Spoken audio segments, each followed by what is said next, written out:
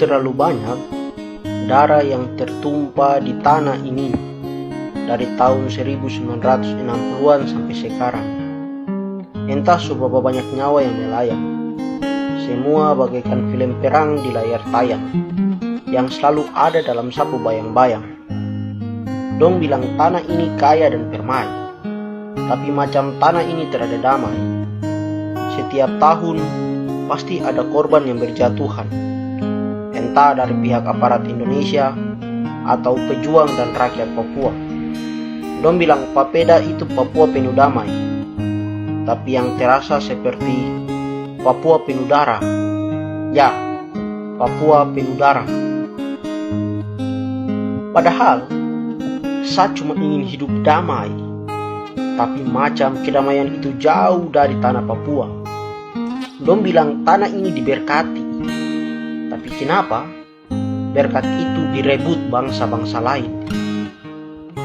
Semua datang cari makan di sini, bikin pribumi tersisi, pusat kasih otsus yang harusnya menjadikan Papua punya kekhususan. Tapi macam Abu Nawas kah? Pelanggaran HAM terjadi di mana-mana. Pelakunya palingan diskors, bahkan ada yang jabatannya naik. Tapi kasusnya tak pernah diselesaikan, yang hanya bikin orang Papua sakit hati dan benih-benih perlawanan makin subur. Saya sempat berpikir, apakah sapu Papua cuma jadi tempat proyek, atau Papua ini piring makan bangsa lain, sampai tuan rumah cuma harus dapat ampas-ampas saja.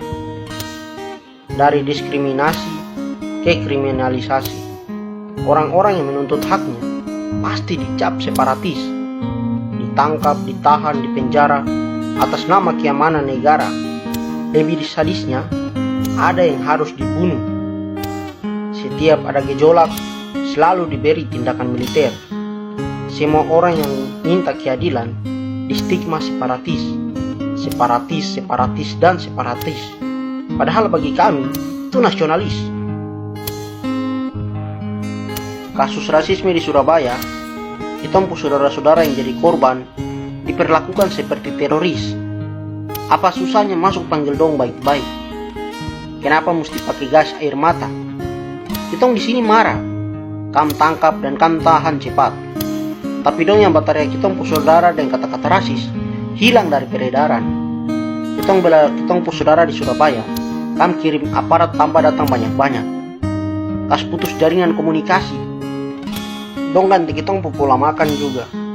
Dari kasbi, ke tatas, pisang, sagu, dong ganti ke beras. Dulu kita tidak tahu penyakit gula, tapi sekarang orang Papua banyak kena diabetes. Makan raskin supaya dicap miskin. Dong kasih mie instan supaya kita hidup instan. Padahal kita tanah kaya, tapi dong rubah kita pola pikir. Karena terlalu banyak makan manis-manis, sama dengan anak kecil yang dapat kas gula-gula supaya tidak melawan orang tua baru diam tenang.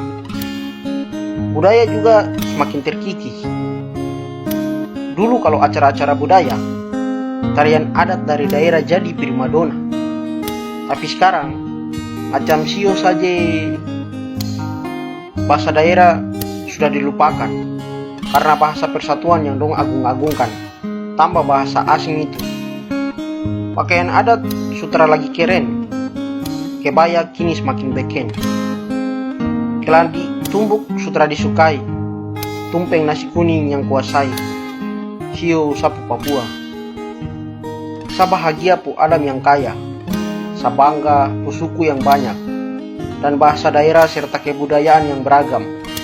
Sa bangga pu pulau-pulau indah, sa bangga pu pantai yang mempesona, sa bangga pu hutan yang selalu sediakan kebutuhan masyarakat adat sejak dahulu kala. Sa bangga pu pegunungan yang puncaknya ditutupi salju. Sa bangga pu Papua.